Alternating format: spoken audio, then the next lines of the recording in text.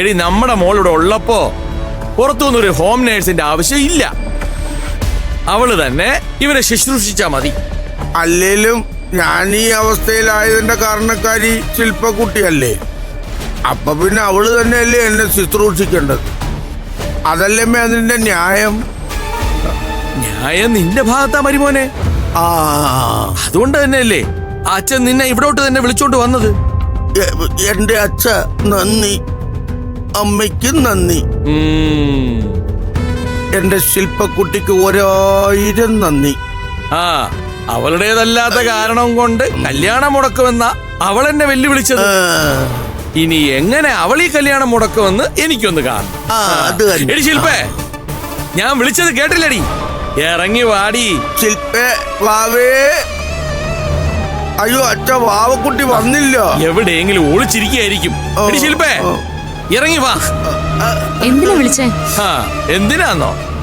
ഇവനെ ഒന്ന് താങ്ങി പിടിക്കാൻ പറഞ്ഞപ്പോ നീ എന്താ അനുസരിക്കാതിരുന്നേ? മറുപടി പറടി. അയ്യോ അച്ഛ വേണ്ട.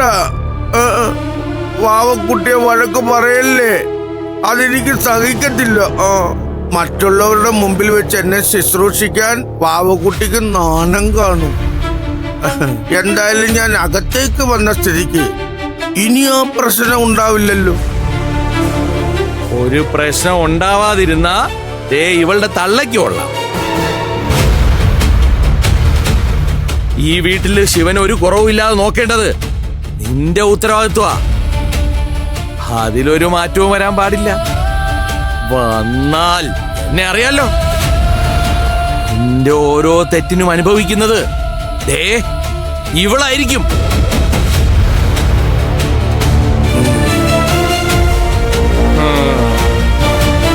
ഇല്ലെങ്കിലേ ഇങ്ങനെ അങ്ങ് തീർക്കും ഞാൻ.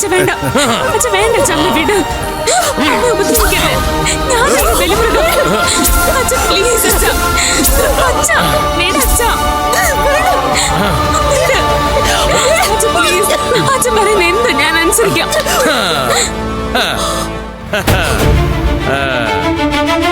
അങ്ങനെ വഴിക്കുവാ എന്റെ മോളെ.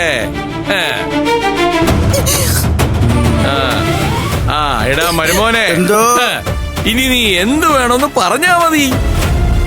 നിന്റെ ശില്പക്കുട്ടി അനുസരിക്കും. അത് മതി അച്ഛ.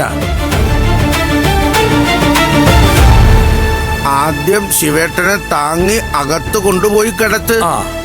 വാവക്കുട്ടി.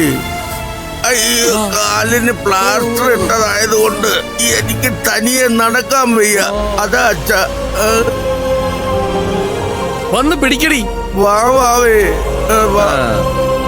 വാവേ, എവിടെയാ നമ്മുടെ ഭാവി മണിയറ? പയ്യെ നടക്കണേ. അയ്യോ വീഴല്ലേ വാവേ. ശിവനും ശക്തിയും ചേർന്ന പോലുണ്ട്. എത്ര നിർവൃതികരമായ കാഴ്ച. എന്തൊരു മാസ്. എനിക്ക് സമാധാനമായി.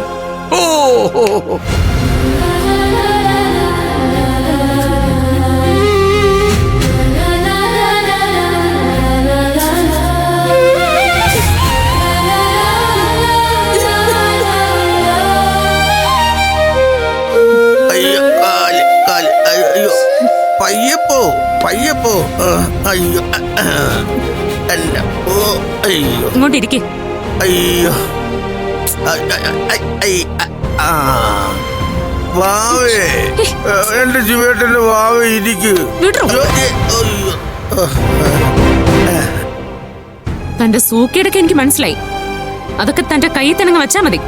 എന്റെ അടുത്ത് ഇറക്കണ്ട. അങ്ങനെ പറയാതെ മോളെ, നമുക്ക് സേവ് ദ ഡേറ്റ് വീഡിയോ എടുക്കണ്ടേ? വാ, ഈ പ്രകൃതി രമണീയമായ ഈ റൂമിൽ വെച്ച് തന്നെ നമുക്ക് വീഡിയോ എടുക്കാം. താൻ ഒരു ഡേറ്റും സേവ് ചെയ്ത് വെച്ചിട്ട് കാര്യമില്ല. ഞാൻ തന്നെ ഒരു കാലത്തും കല്യാണം കഴിക്കാൻ പോകുന്നില്ല. എങ്കിലേ അച്ഛൻ നമ്മുടെ പാവ അമ്മയെ കൊല്ലും.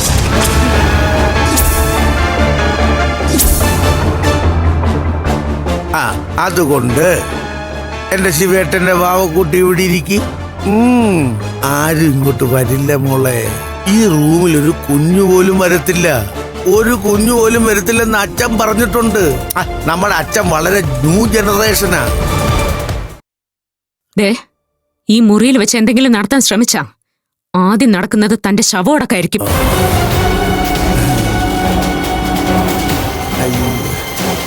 അയ്യോ വാവേ പോവല്ലേ, ശിവേട്ടനൊന്നും ചെയ്യത്തില്ല. വാ.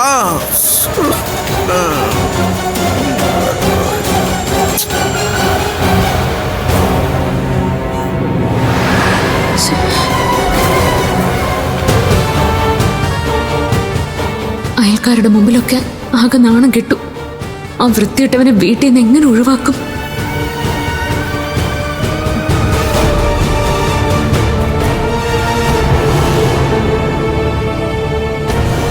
മോളെ,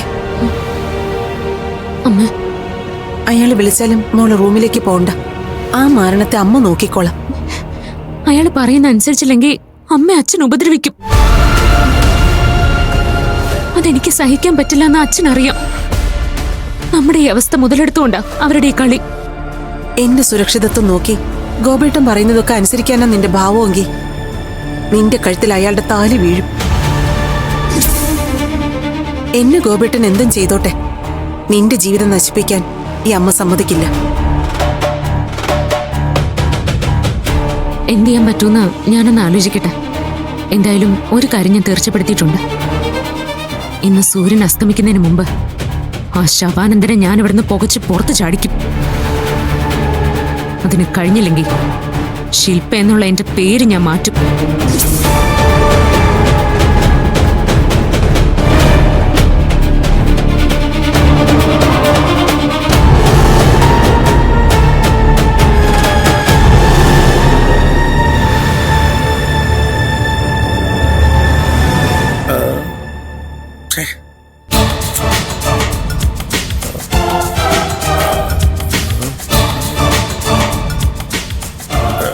ശില്പേ, ശില്പ വാവേ, മോളൂട്ടിക്ക് വാ.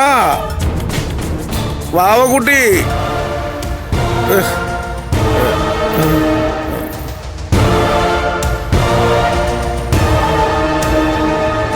നിങ്ങൾക്ക് എന്താ വേണ്ടത്? അയ്യോ, ഞാൻ അമ്മയല്ല വിളിച്ചത്, ശില്പക്കുട്ടിയെ വിളിച്ചത്. അമ്മ പോയി വാവക്കുട്ടിയെ വിളിക്കും. എന്നിട്ട് അമ്മ പോയി റെസ്റ്റ് എടുത്തോ. ചെല്ലി ചെല്ലി ചെല്ലി. നിങ്ങൾക്ക് എന്താവശ്യം ഉണ്ടെങ്കിലും എന്നോട് പറഞ്ഞാ മതി, ഞാൻ ചെയ്തുതരാം. ശിവനെ, ശില്പയെ കെട്ടാൻ പോകുന്നത്, അല്ലാതെ നിന്നെ അല്ല.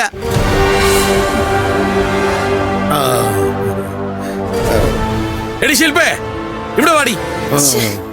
എന്തിനാ ഇഷ്ടമില്ലാത്തത് ചെയ്യാൻ അവളെ നിർബന്ധിക്കുന്നേ? ഇയാൾക്ക് എന്താ വേണ്ടെന്ന് പറയട്ടെ, ചെയ്തു കൊടുക്കാൻ ഞാനുണ്ടല്ലോ ഇവിടെ.